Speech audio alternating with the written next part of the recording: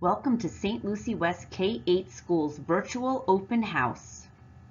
Please turn on your volume as this presentation includes both audio and video components. Did you know St. Lucie West K-8 School took home the first place award in the K-8 school category at the Martin Luther King Jr. Grand Parade? We were also rated as an A school by the Florida Department of Education. In addition, St. Lucie West K-8 School is a strong supporter of the performing arts.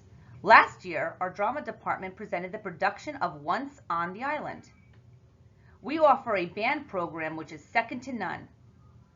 Project Lead the Way, Medical Detective is a program we offer which provides students with authentic experience in science. We offer a large range of intramural sports as well. St. Lucie West K-8 School is Jawsome. I'd like to introduce you to our administration. Mr. Gardner is your principal.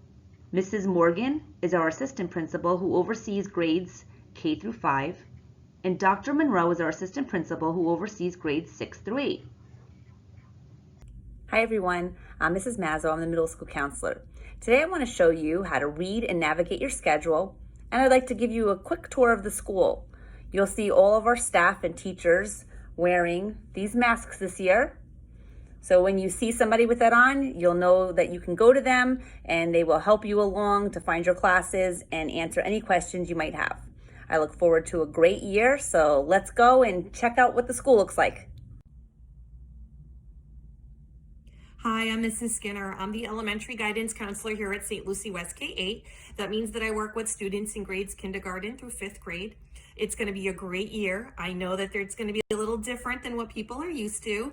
As you can see, I have this mask. So when I am working with students, I will be wearing the mask, as you can see. So that's something that will be different, but we will make the best of it for sure. I am here to support your students with any social emotional needs. Please reach out to me if you have any questions or concerns.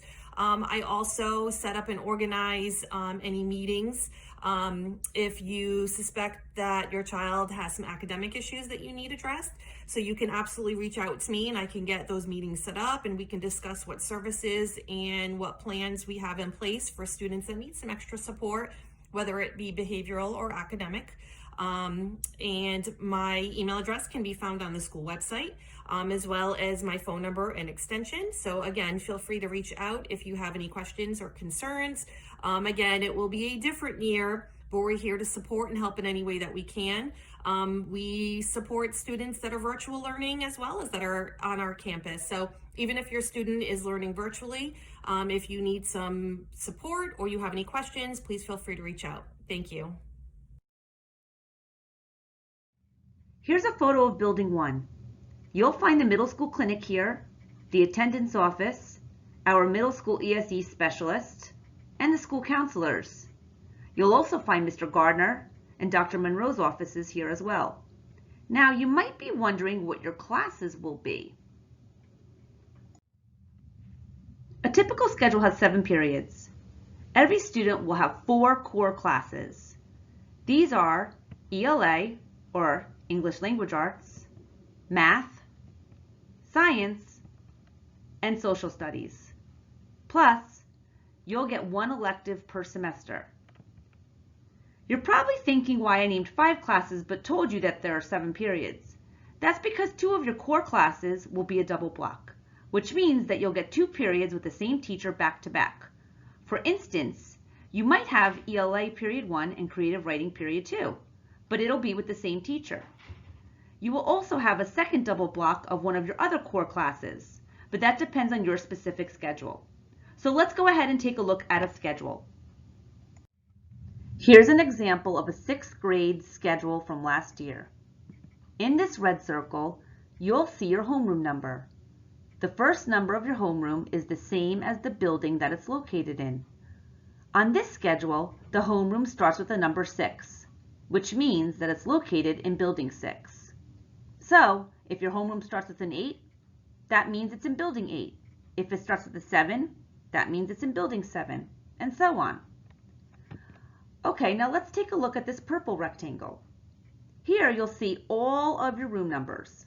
Now remember what I said about double blocks? If you see two room numbers next to each other, chances are it's a double block. These room numbers go in order from first period to seventh period. And just like your homerooms, the first number of the room number is the same as the building that it's located in. Here in this yellow box, you'll see your teachers' names. So on this schedule, this student would have had a double block of science with Mr. Wood, periods 2 and 3. His name and the room number are listed twice. Remember what I told you, that you'll probably get a double block of ELA? This schedule shows the double block at the end of the day. It's in periods 5 and 7. You might be asking why they aren't listed back to back. That's because last year, 6th graders had their elective during period 6. You can also see that the room number in the period 6 starts with the number 4. That's because it's in building 4, because this student had PE at that time. Lastly, the pink box will list your period numbers. They'll be the same for the whole week. Here's a photo of the outside of building 6. All of our buildings are clearly marked with their number, so you'll always know where to go. When you're inside the building, every room will also be marked with the teacher's name, the subject they teach, and the room number. Just look for the blue signs outside each of the doors. Let's take a quick walk through the campus so I can show you the outsides of the buildings. So when you enter our campus at the front of the school, as soon as you get off the bus to the right, you'll see the front office. You're going to go through the big gates and come onto campus. So I'm going to show you around a little bit. So you'll be able to access the front office from the inside of the gates throughout the day. It's building number 1, and all of our buildings have a nice big visible number on the outside of it. To my left is one of the elective buildings, building 5. This is our courtyard, and it's pretty big.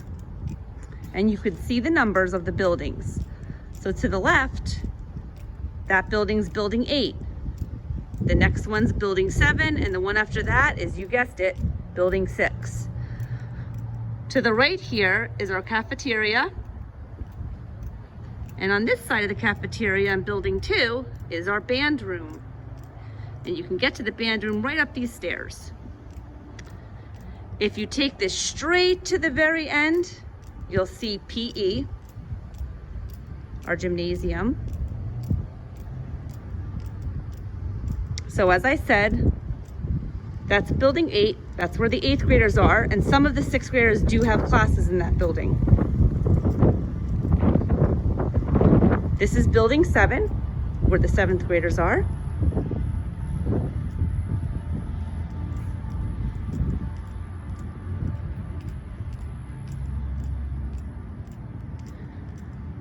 To the right, this is our media center. And everything again is clearly marked. This is our dean's office. And the last big building on the left-hand side is building 6, where the 6th graders are. Hi everybody, it's Mrs. Skinner. I just want to go over some changes in the cafeteria. In the morning, grades K1 and 2 will be picking up their breakfast from the elementary cafeteria. There will be staff along the walkway that can help you there if you're not sure where to go. If you're in grades 3 through 8, you'll continue to get breakfast in the main cafeteria. Lunches will be spread out. Students will have assigned seating, and our cafeteria is quite large, so we're able to socially distance everyone, have everybody sit in one direction, and make sure that all the kids can stay safe while they're eating. The other difference will be that instead of going through a buffet line, students will have a choice between 2 hot lunch options or a cold lunch option, which is a chef's salad. So instead of touching the utensils and going through the buffet, there'll be trays waiting for you, and you make your selection. Then you go to the cashier, you tell them your name, and they will enter your 5-6 number. This eliminates kids from having to touch the keypad and put in their own 5-6 number.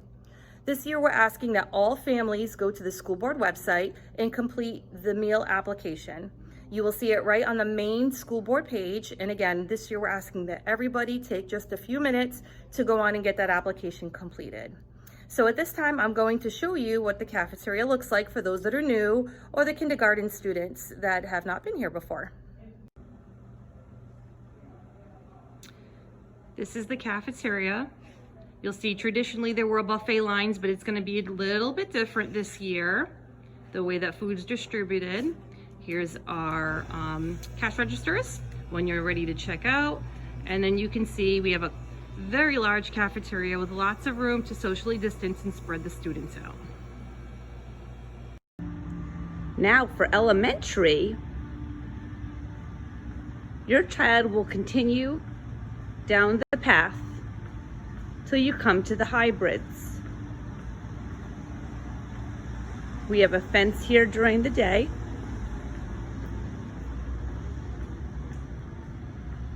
This whole area of the school is where the elementary students have their classes.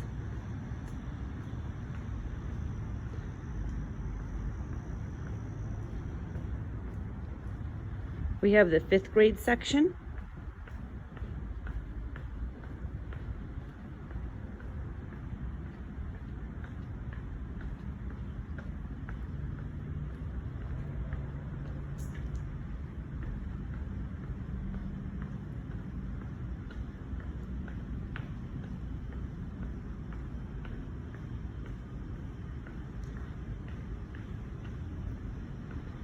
And this gate here is where the students will get off from parent pickup to enter the elementary section.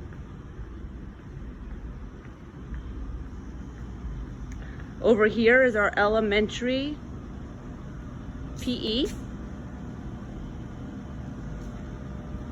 4th grade is still with this 5th grade section. And through here are our youngest students from 3rd grade, 2nd grade, 1st grade to kindergarten.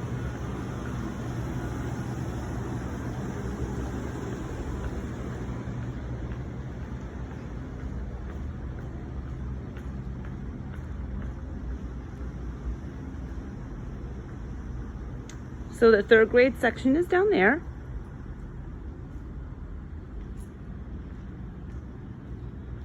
Our 2nd and 1st is in this area.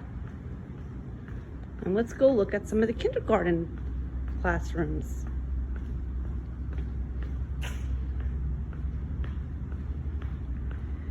Kindergarten is close to all the main areas that they'll need to access. So through this section is our kindergarten area with our kindergarten classrooms. And you'll see that they're very close right here to our elementary office. So in this building, you have the elementary assistant principal, Mrs. Morgan, and the elementary ESE specialist, Mrs. Taylor. Also, right here is the elementary clinic.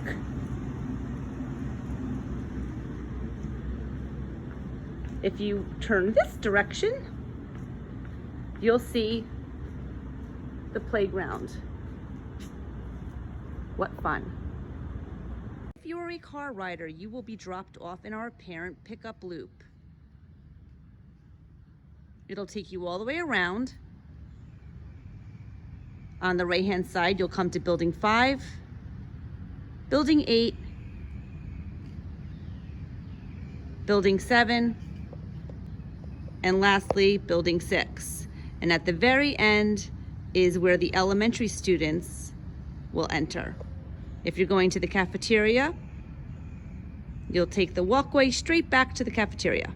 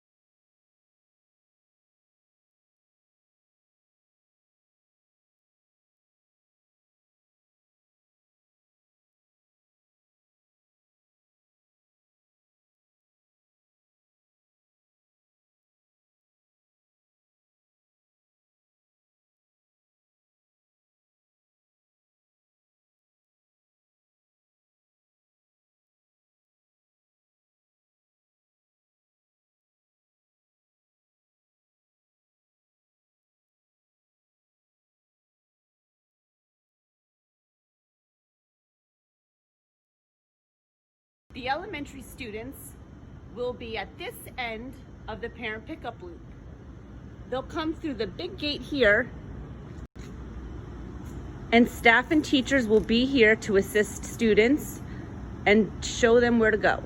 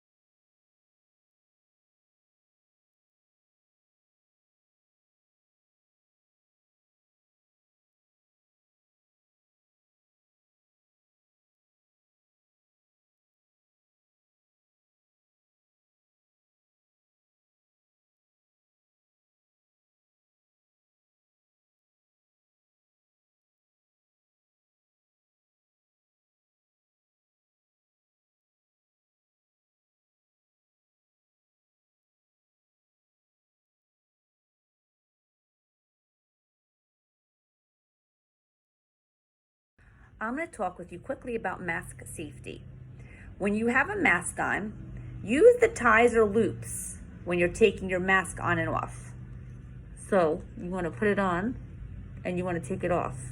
What you don't want to do is touch the front of your mask. So if you feel like you have to adjust it, you don't want to adjust it from the front of it, you want to adjust it from the sides. Also, when you're not wearing your mask, be mindful of where you put it down. You don't want to place it on a dirty surface. You want to place it on a nice clean surface, and that will help eliminate some contamination that can get on your mask. Also, be sure to make sure that you're washing your hands or sanitizing them regularly throughout the day. And when you go home each day, you want to make sure that you wash your mask so it's nice and clean. Let's have a nice, safe school year. Hello, Sharks. For those that are new to the school, our school dress code can be found on our school website. All on-campus students should have a polo shirt or a school spirit shirt. Polo shirts can be any color, and school spirit shirts can be purchased at our school bookstore. Bottoms can be any color except white, and they shouldn't have any rips or tears, and we don't allow sweatpants on campus. Virtual students should attend all of their classes in school-appropriate clothing. Masks should also be school appropriate with no offensive images on them.